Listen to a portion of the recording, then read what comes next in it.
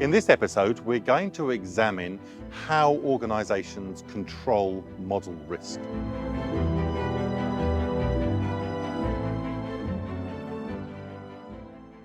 We're now going to look at the tools which large finance institutions use for controlling and governing their model risk.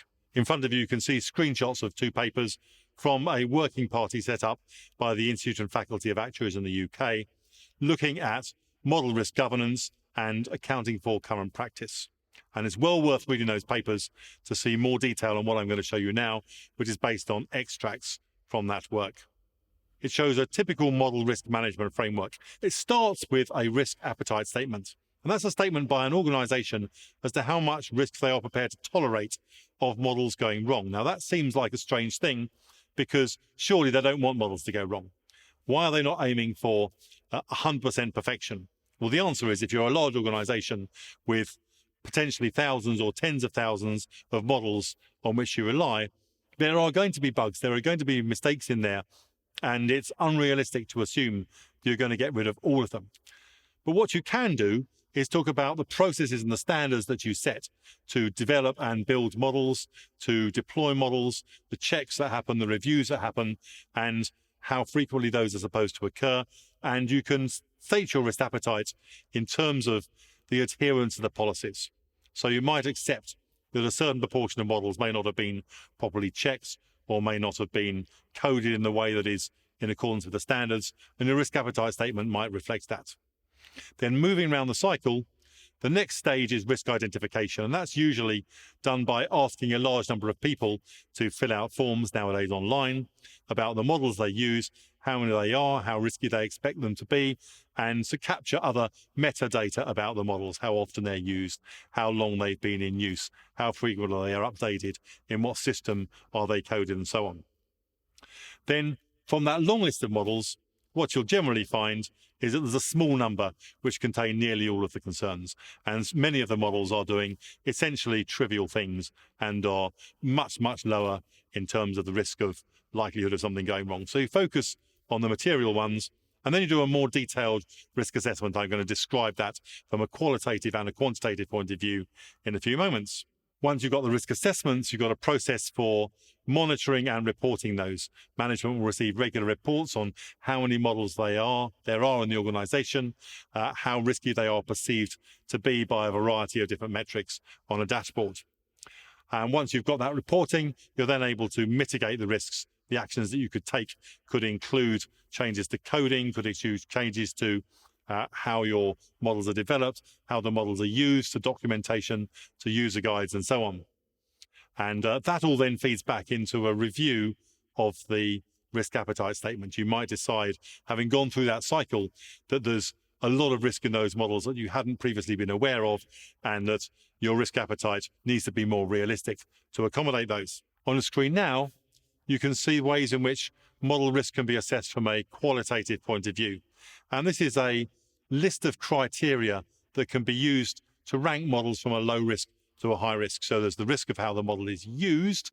Is it liable for users to misuse it? Could they mess up how they use the model? That would be one indicator of risk. Is this something which is the data is secure, you're comfortable that it's right? Or is this where you've got data from a number of sources, you're not sure they're very reliable, you're not sure they're consistent with each other, and there are real concerns about data quality? How much does your model rely on judgments of experts? Are these based on objective facts which can be easily verified, or is it based on somebody who, however experienced they are, they're just telling you what they think? And can you validate that? That would be another indicator, qualitative indicator of how risky your model is. And all these indicators, they might be ranked, for example, high, medium, low, or red, amber, green. There's particular concerns about models which are produced by external third parties. If you're relying on somebody else's development protocols, they might be better than yours, but more likely than not, you're not completely confident in how they've been done. There's the model validation process. Has the model been validated properly? Has it been checked? Have the results been put through regression tests against previous versions of the models?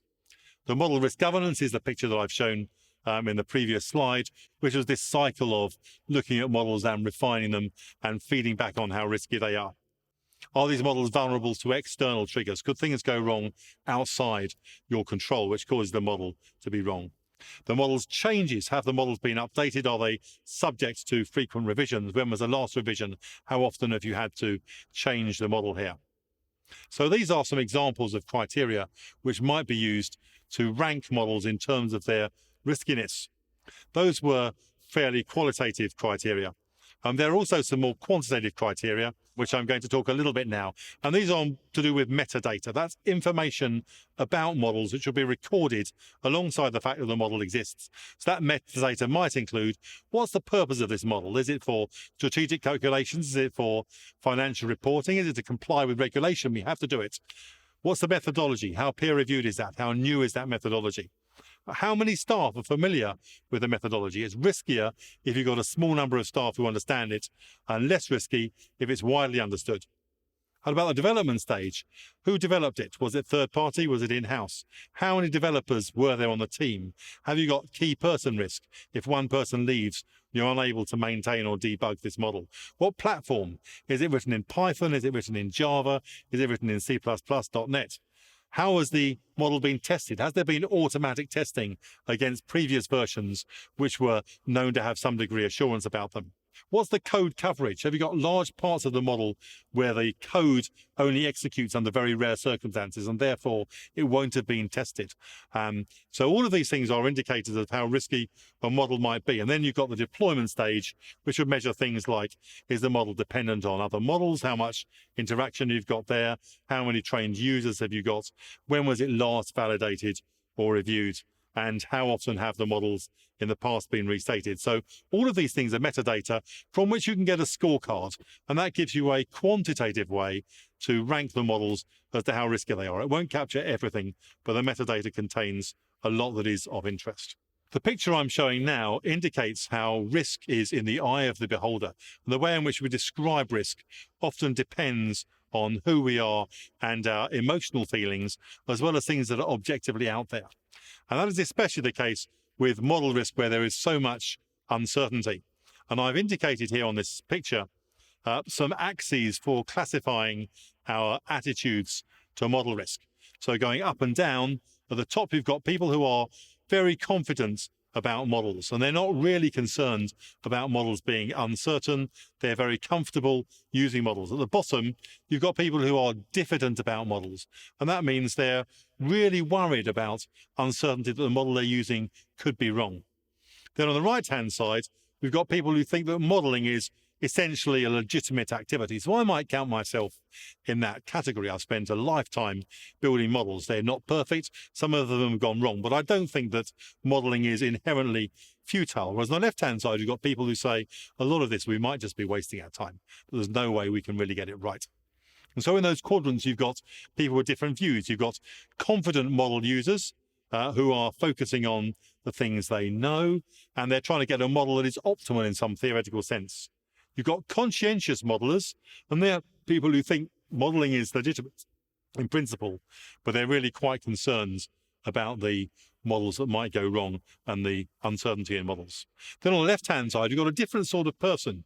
You've got people who are not really convinced by this whole modeling thing, and they think that it might be a bit fishy. They're quite concerned about that.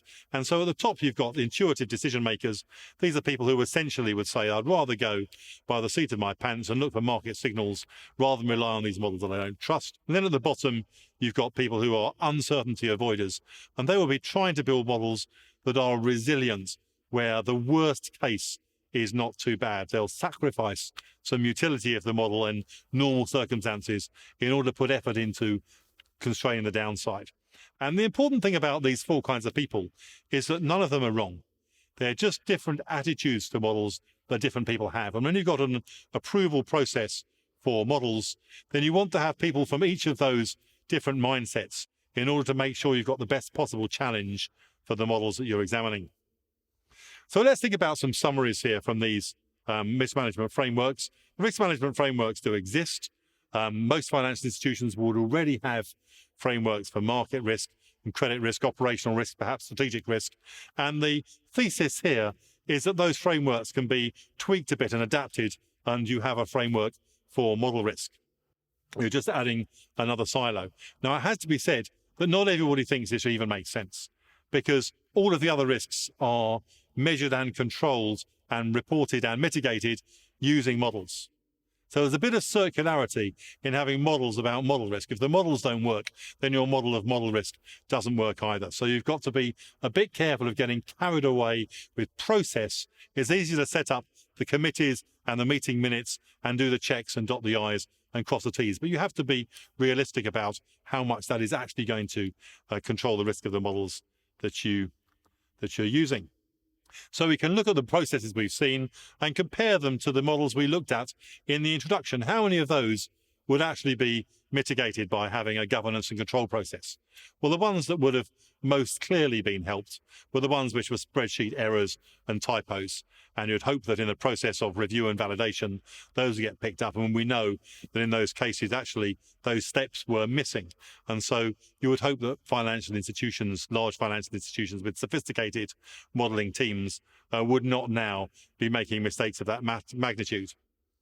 But what about the Wilkie model, for example? The Wilkie model, we had a picture there of a forecast of index-linked yields, which was overtaken fairly quickly by events. If there had been a model control framework, then quite likely after 2 or 3 years, people would have looked at that model and said, this doesn't work anymore. We're going to have to rebuild it. Whereas in practice, nobody made that call and the model continued to be used for years. People weren't seemingly very bothered about the fact that this key aspect had been overtaken by events. And then lastly, we've got climate change models and COVID models. And for these, we have to put up our hands and say these governance and control processes, well, they might stop people putting in bugs. They might stop some coding errors. They might stop some human blunders. But really having a governance and control framework based on lots of models and processes for lots of models is not going to be much help where you've only got one experiment. Either the climate gets worse and worse, the planet becomes uninhabitable, or we can carry on living here. It's very binary. It's only one experiment, and we may not know until it's too late. So in that case, the governance framework is going to do rather little to mitigate the risk of that model.